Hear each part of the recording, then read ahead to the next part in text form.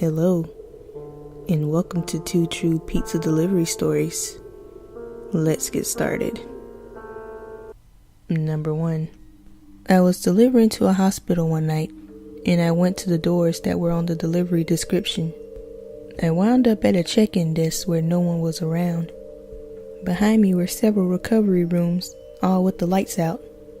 I looked around for anyone who might have placed the order, but ended up just hanging around the desk for a few more minutes. From the room directly to my right, I could hear a sad, weak voice say, "I just want to go home." I turned and saw a man with several tubes in and out of him. His lamp was faintly lit, and he was locking eyes with me. At that moment, the person who ordered the pizza showed up at the desk, and we did the little pizza exchange. As I turned around to leave, I looked into the room where the guy with the tubes was, and there was no one there. No light on, no tubes, and no sign that anyone had even used the bed. I made sure it was the correct room by pretending to forget where the exit door was, and examined a few of the rooms, all of which were empty. Still freaks me out. Number 2.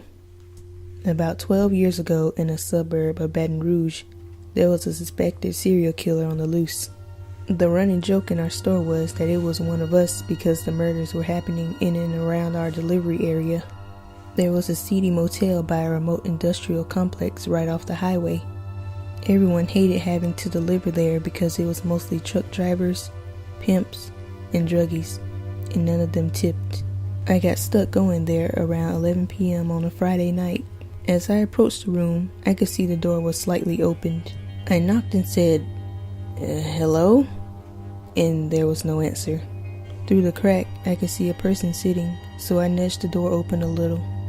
It was a frumpy middle-aged naked woman tied to a chair, blindfolded and gagged.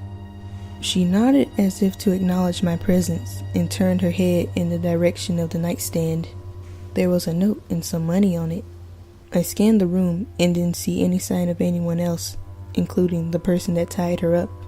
I read the note, and it was something of the effect of, "This is our 20th anniversary, and this is my fantasy.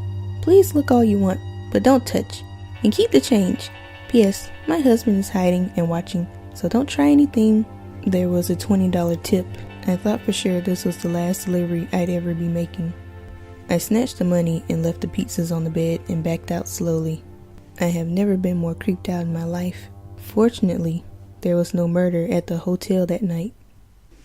Hey guys, I know it's a short video, but it's just part 1 of the pizza stories.